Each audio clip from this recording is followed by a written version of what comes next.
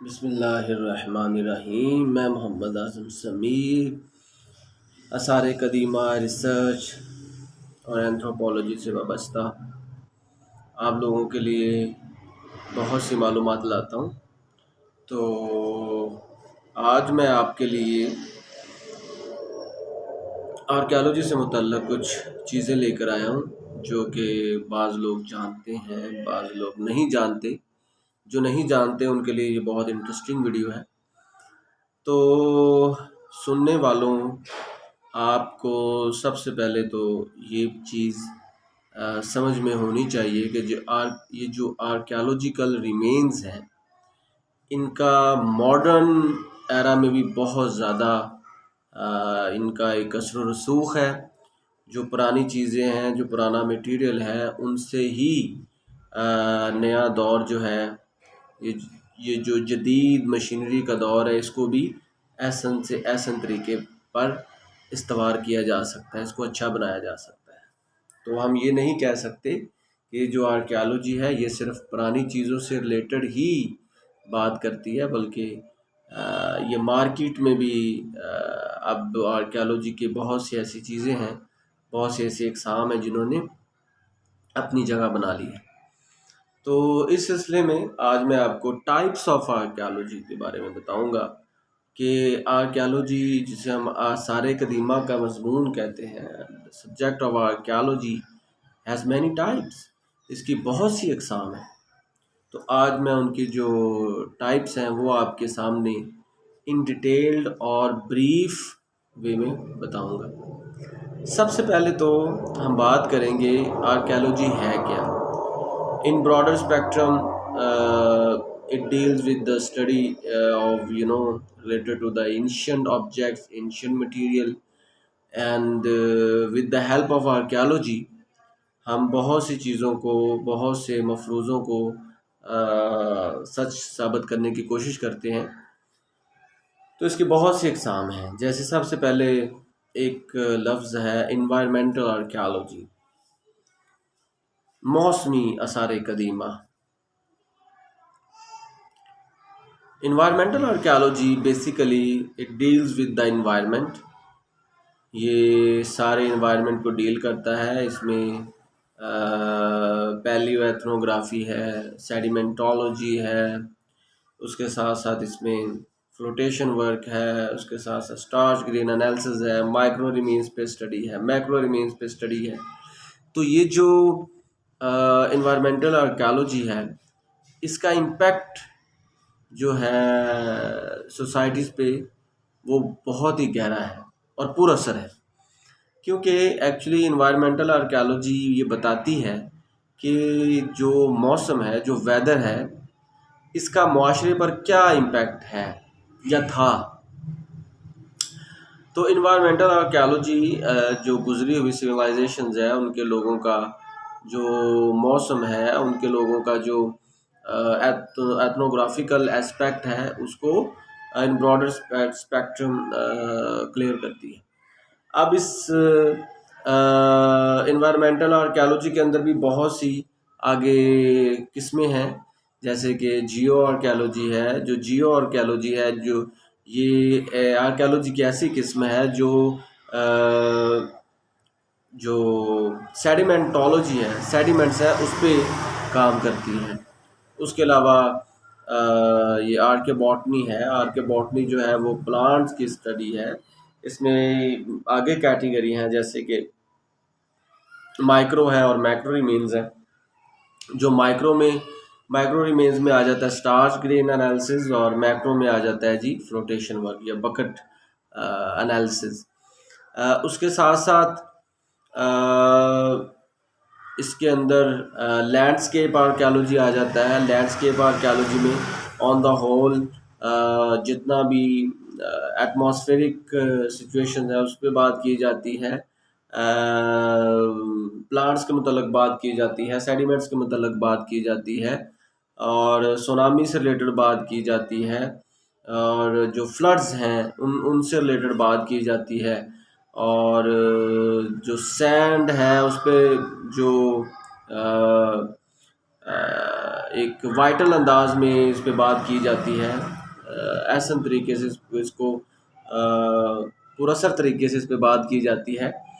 इसके साथ साथ अगर हम बात करें तो और भी बहुत सी टाइप्स हैं आर्कियोलॉजी की,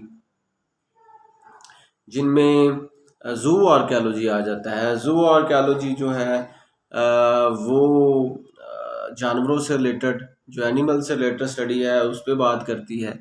उसके अलावा जियो आर्कियोलॉजी के साथ साथ इंडस्ट्रियल आर्कियोलॉजी है। ज़ू आर्कियोलॉजी के साथ साथ इंडस्ट्रियल आर्कियोलॉजी है। इंडस्ट्रियल आर्कियोलॉजी में जो पुरानी इंडस्ट्रीज़ हैं which have been vanished away, उनके जो आसार हैं उनसे रिलेटेड बात की जाती है। और इसके साथ साथ इंडस्ट्रियल आर्कियोलॉजी में जो पुराने इक्विपमेंट थे उनको स्टडी करके जो मॉडर्न एरा में इक्विपमेंट यूज़ हो रहे हैं उसका उन पे इम्पैक्ट जो है उसको अच्छे तरीके से बयान किया जाता है। इसके साथ साथ एविएशन आर्कियोलॉजी, ये भी एक किस्म है। जो जहाज़ वगैरह, जो रॉकेट वगैरह बहुत सदियों पहले, बहुत सालों पहले जो समंदरों में गिर चुके थे, उनको स्टडी किया जाता है। या किसी फर्टाइल लैंड में या बिल्कुल प्लेन लैंड में अगर ये चीज़ें मिल जाएँ तो उनको स्टडी किया जाता है। तो वो अलग से टाइप है जिसको एविएशन आर्कियोलॉजी कहते हैं। इसके साथ साथ जी एविएशन आर्कियोलॉजी के साथ साथ मैरीन आर्कियोलॉजी है। ये जो मैरीन आर्कियोलॉजी है ये भी आर्कियोलॉजी की किस्म है। इसमें जो आर्कियोलॉजिस्ट होते हैं वो स्पेशल ट्रेनिंग लेते हैं। वो समंदर के अंदर, दरियाओं के अंदर गोते लगाते हैं और अंदर से बहुत सी ऐसी चीज़ें हैं जिनको निकाल लेते हैं। जैसे आर्क ऑफ नूह जो है वो इसकी बहुत बड़ी एग्जांपल है कि मरीन आर्कियोलॉजिस्ट ने उसको रिकवर किया और लोगों के सामने आज से 2-2.5 हज़ार साल पुरानी जो चीज़ें थी, जो वाक़यात थे, उनको बयान किया। इसके साथ साथ अगर हम देखें तो आर्कियोलॉजी में एविएशन आर्कियोलॉजी के साथ साथ एरियल आर्कियोलॉजी का भी एक अहम किरदार है। एरियल आर्कियोलॉजी होती है वो स्पेसिफिकली एक्सकवेशन का नाम नहीं है, वो ऊपर से जो साइट है उसको जज किया जाता है, उससे उसको ऑब्ज़र्व किया जाता है, उसकी कंसिडरेशंस के साथ उसका मुताला किया जाता है, उसको देखा जाता है। जिसे हम आम फहम में कहते हैं जैसे कि ड्रोन्स हैं वो ऊपर से एरियल व्यू लेते हैं। तो बेसिकली ये कोई प्रॉपर कोई एक्सकवेशन का इसमें इन्वॉल्वमेंट नहीं होता, बल्कि साइट्स को ऊपर से ऑब्जर्वेशन उसकी की जाती है, उसको डिटरमिन किया जाता है उसके सारे pros and cons from the aerial point of view. तो इसको हम कहते हैं एरियल आर्कियोलॉजी। इसके साथ साथ और भी बहुत सी आर्कियोलॉजी की टाइप्स हैं, जैसे कि बैटलमेंट आर्कियोलॉजी या वॉर आर्कियोलॉजी।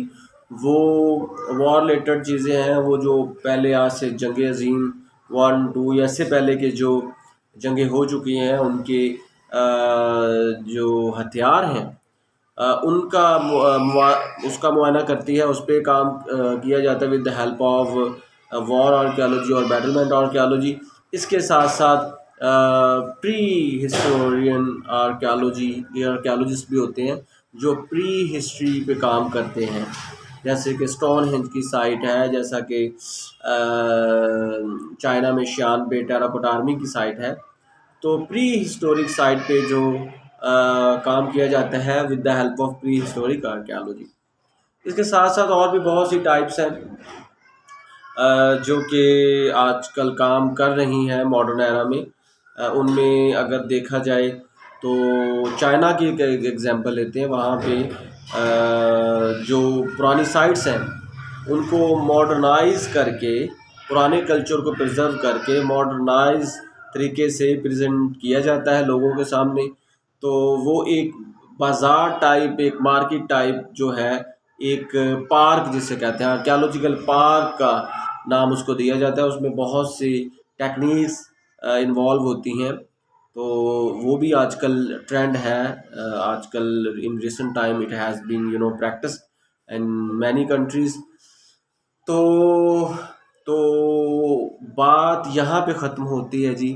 कि आर्कियोलॉजी की बहुत सी अक़साम हैं और बेसिकली ये बहुत ही रेयर सब्जेक्ट है, प्रीशियस सब्जेक्ट है, जो ज़िंदगी के तमाम पहलुओं पे हासिल शुदा जो नॉलेज है उस पे बात करता है। नए लोगों को पुराने लोगों से कंपैरेटिवली ये प्रेजेंट कर सकता है विद ये सब्जेक्ट जो है। तो मैं उम्मीद करता हूँ कि जितने भी लोग हैं सुनने वाले, उनको पता चला होगा कि आर्कियोलॉजी की कितनी अक़साम हैं। Thank you so much.